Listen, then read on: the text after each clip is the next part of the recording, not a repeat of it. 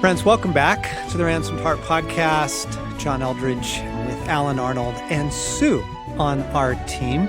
This week, we are picking up the second in a series of conversations around my new book, around Get Your Life Back, Everyday Practices for a World Gone Mad. We're just going to cherry pick and give you some of the real good stuff out of the book. So this week, I brought Sue in because I thought it'd be good to hear from a woman's voice and a woman's perspective on what you enjoyed about the book.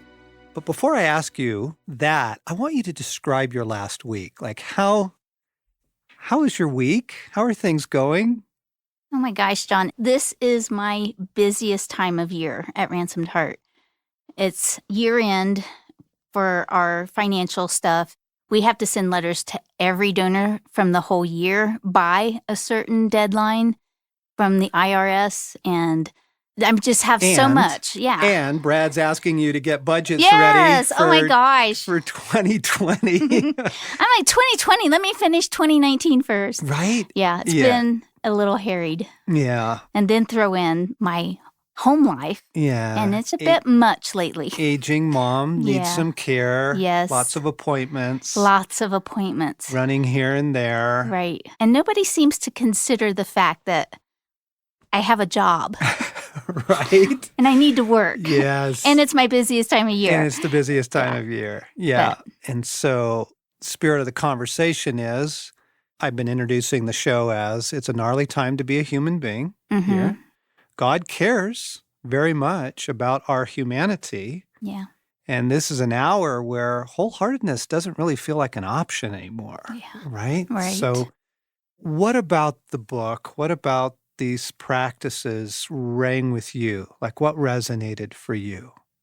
Well, it all resonated, to be honest. It's hard to cherry pick a topic, but it's kind and gentle in how it picks at those places that really need attention. Mm-hmm. And I remember you saying that to me. You came in, gosh, months ago after reading an advance copy. Yeah. And you said, it's really kind. Yeah. Yeah. I actually also sent you a text with lots of emojis on it that you hate. But I don't hate text. I'm just not a big emoji guy. Yes, but you were gone in the summer for your sabbatical time, and I just had to say something.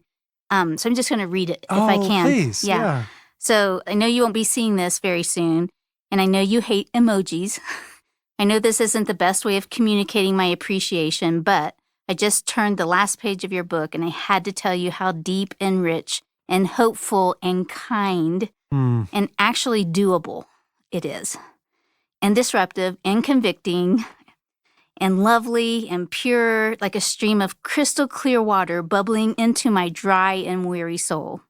Well done, John. Thank you, Subi. And that's how I felt, like truly. you. The picture on the cover, the parched being the craziness. addressed. Yeah. The craziness of life. Yeah. I think we all are parched. Yeah. I don't think that that's unique to people in ministry. I don't think it's unique to people in the helping professions. I just think it's a hard time, on human hearts and souls. Yeah. And so if you could pick a chapter to talk about, what would you want to talk about? Well, I picked the chapter on kindness. Okay. Yeah. Like I can see how a lot of people aren't very kind to themselves. And it's just interesting, especially when my plate is extremely full, that I don't feel like I'm not being kind, but I got stuff I got to get done. Yep. But we didn't even throw in your poor dog too, because you were taking the dog to the vet. Good grief. It was like, yeah, my dog's dying, my mom's dying. When it rains, it pours. Yes, and nobody's dead, just so you know. Yeah. But there was a lot being asked of you. Yeah. And I think our friends can resonate with that. Yeah. That's just kind of going around. Yeah, exactly. Yeah. I'm not alone, I'm sure. Yeah. So, the chapter on kindness, but it's so easy for me to see how others, my friends, my family, my coworkers who aren't being very kind to themselves, but it's kind of actually hard to see it where I'm not being kind to me. Yes, isn't it? Yeah. Yeah. I actually highlighted, your beloved dog is dying is how this chapter starts. And then you lose a parent, that whole thing. It was just like, oh, yep, he's talking to me. But yeah, I mean, I could highlight the whole chapter, but let me ask you, like, how do you see yourself not being kind to yourself? I don't see that. Okay. I see the fruit of it, Oh, right? I got nothing yeah. to offer. Right. I got nothing. And it's that flinch when my text notification goes off. It's just, oh no, somebody's reaching out. Yeah. Don't want to call. Don't want to call my mom and check in. It's just that I got nothing place, right, to offer. Yeah. It's that. Yeah.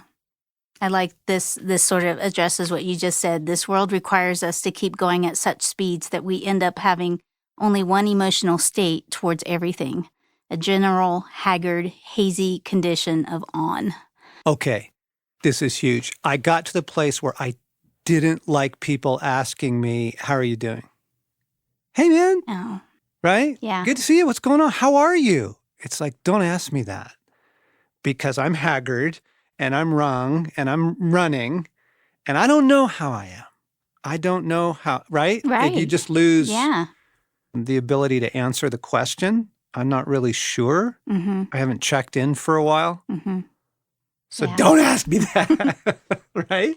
Right. Yeah. And do you really want to know? Yeah. Because it's going to take a while for me to actually tell you Yeah, if I could figure it out. Exactly. So that's another symptom of Yeah. I'm not being super kind Okay. in the way I'm living my life, right? Okay. And, and one of the big ideas, and people fight this, but we've been saying it for years at Ransomed Heart. The way you treat your own heart is the way you will end up. Is that in there? Is it? Yes, it's in this chapter. Oh, that's right. Yes. You have it highlighted? Yes, I do. Okay, go ahead. Treat people like you treat yourself, which I think is one of his brilliant hidden exposés in it, because we quickly realize if we treated our neighbor the way we typically treat ourselves, we wouldn't be great neighbors. The difficult truth we don't want to admit is this: the way you treat your own heart is the way you'll end up treating everyone else's.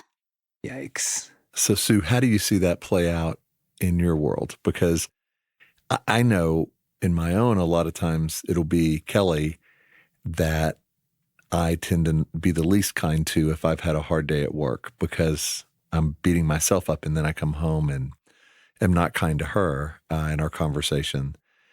How do you see that play out in your world? If it's been a tough day at the office, like where will that spill over?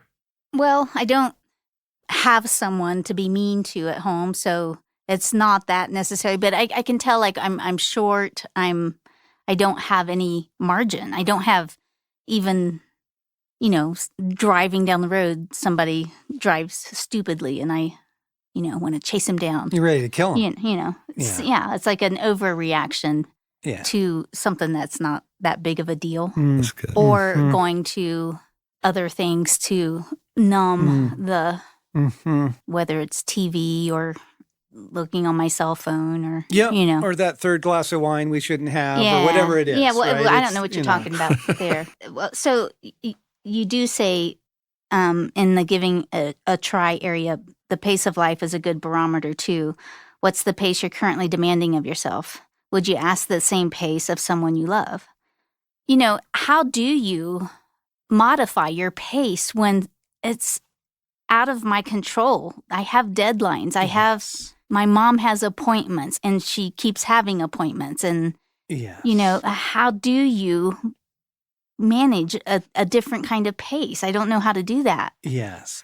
In the non-negotiables, we are getting whipped up into a pace that we are taking into everything else. So even how fast we eat, right? Mm-hmm. And how fast we try and get through things that we actually have an option on, which is why we introduced, gang, that 1 minute pause. And we've been shouting out that app for a while now, but let me give another shout out for it. Like literally 1 minute, to just reset and let things go and calm your soul. There are some very simple things we can do. I don't have to drive fast. I really don't. You actually don't get there faster.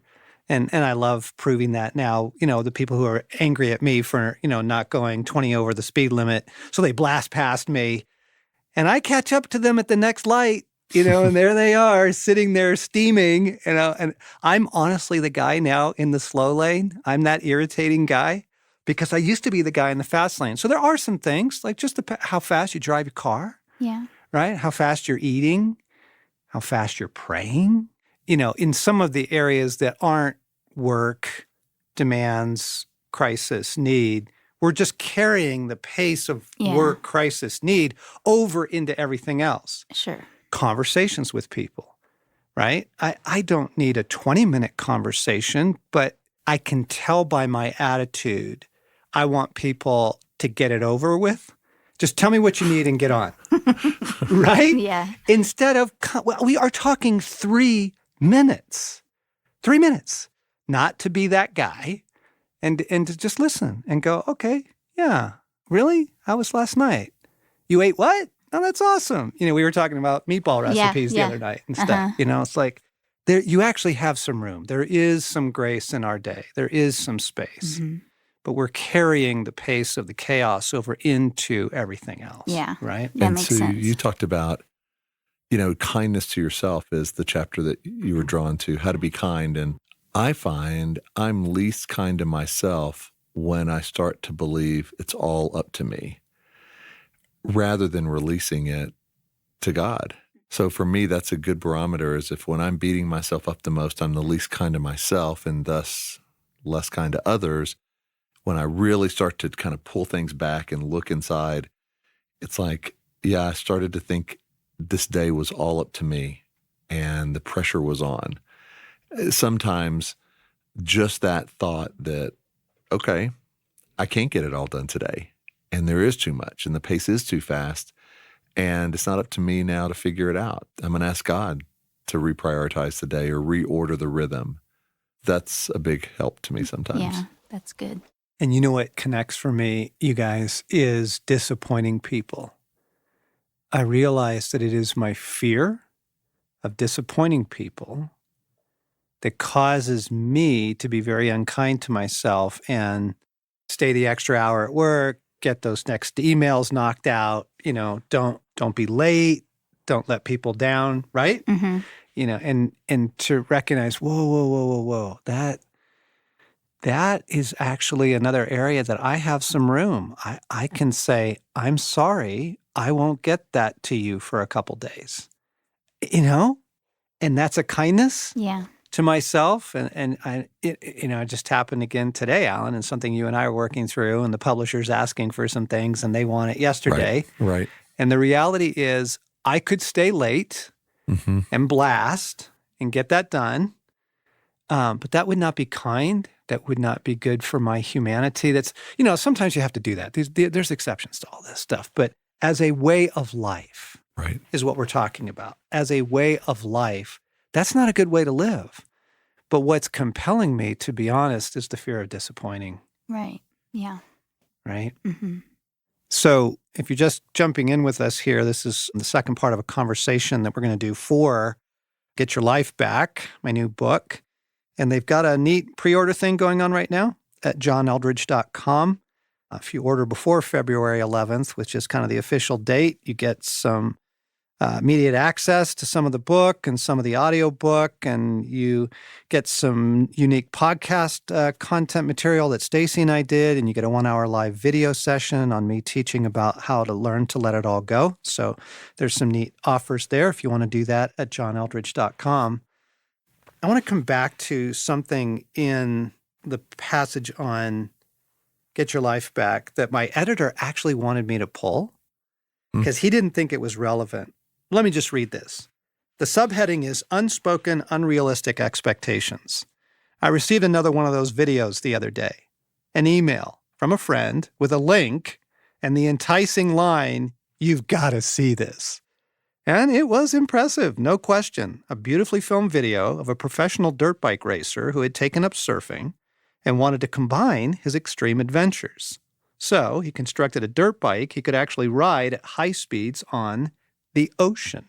Really? The gorgeous project was filmed in Tahiti. The climax of the video is him actually catching and surfing a wave on a motorcycle. Impressive. Outrageous.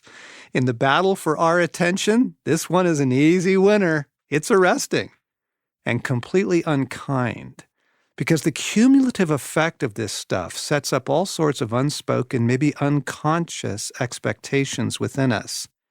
I don't think we've given any thought of what it does to the soul to live in a culture where that kind of stuff is the daily fare.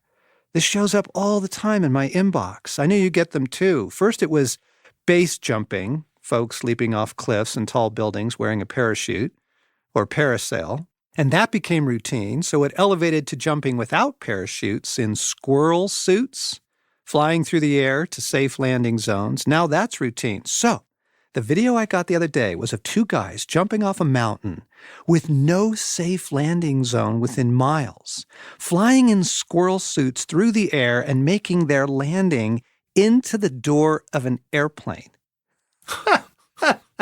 It's crazy. The incessant upgrade of everything. Now, here's the deal. It sets up an unspoken set of expectations that unless your life is YouTube worthy, your life is stupid. It's boring, right? Why else would anxiety and depression and envy rise in direct proportion to one's consumption of social media? Because we're comparing our lives to what's online. Creeping in is the message that if your life's going to measure up and be wonderful, it has to be fantastic. And I go on to say, I think that it's shaping Christianity. I think it's shaping expectations. But here's the paragraph. Here's the gold. We do need more of God, much more. Little sips between long droughts will not sustain us. We need more of God in our bodies, our souls, our relationships, our work, everywhere in our lives. But when you live in a culture of the incessant upgrade of everything, the sensational, it gives the impression that if you're going to have a deeper, richer, amazing experience of God, it's going to have to come in some sensational way. And I have some wonderful news for you. Nope, not even close. Life is built on the dailies. Think about love, friendship, marriage. Love, friendship, and marriage are not built on skydiving together, trips to Paris, kayaking the Amazon. They're not. Maybe once in your life, you might do something like that, but the fantastic is not your daily. Love, friendship, marriage are nurtured in the context of simple things like coffee together, hanging out, getting a burrito, holding hands, taking a walk, doing the dishes, reading to one another, or just reading different things while you're together in the same room. It's the little things that build a beautiful life. React to that, Subi. Well, I was thinking about that, the sensational, the big, the over the top, I guess. I thought to myself, I don't struggle necessarily with that because that feels so unattainable. Okay. That's not. Okay. But I do this exact same thing when looking at someone's posts of their amazing husband and they're touting all the virtues of their perfect life. And, Yes. it's their anniversary and they want to honor them. But when I read that, I go to the same place of Okay. resignation. Comparison. And like that kills my heart. Yeah. Whether Yeah. it's the sensational guy riding a motorcycle in the ocean Yes. or looking at something I don't have that someone else does. Someone else's wonderful life. Right. Yeah, exactly. But it never takes me to a good place. Yeah. So it's a hard-pressed couple weeks for you. Yeah. Work is demanding. There's mom. There's the dog. But on Saturday, you texted Stace and said, "Do you got room for a walk?" Yeah. Right? Yeah. And you came over, and the three of us took the dogs for a walk. It was half an hour, Yeah. right? Right. And it wasn't amazing, Right. but it was really life-giving. Yes, it was really good. Right? Yes. It was cold. It was And cold. it was like all the better because it like woke us up. Yeah. Yeah. It was wonderful. Right? Yeah. And it was simple. And it was simple. Right. I should have posted about it.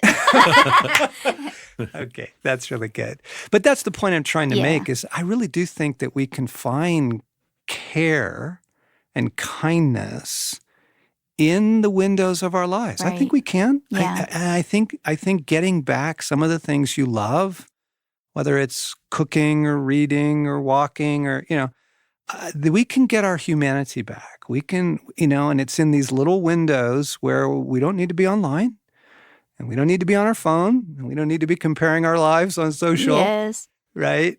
or asking more of ourselves. And this is kind of the chapter on just kindness. Like, what would a kinder pace of life look like these days? So, Alan, as you think about kindness to your own life, what's going to change? What's going to change is all the things that I've been saying yes to, I think. And by that, I mean, John, you were talking earlier about you could have stayed late getting an email done or getting a project done. Since I've read this chapter, I've been able in kindness to myself, but I think in kindness even to the relationships around me, to be able to say no a little bit more or not now.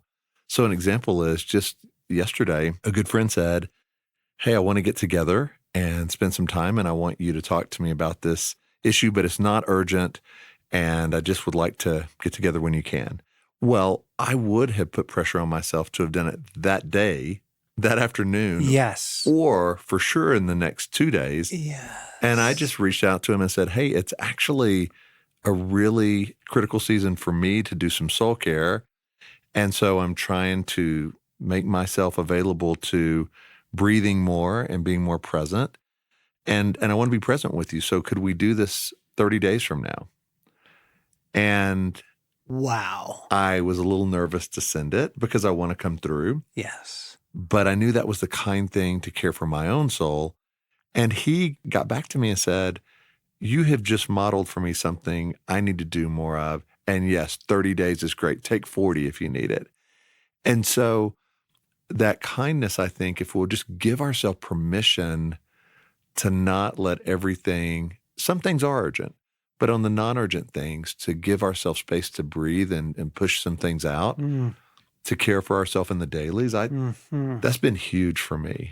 And I'm seeing that it actually works. Like, I wish we could call Kelly right now Yeah. and ask her, how are you enjoying that?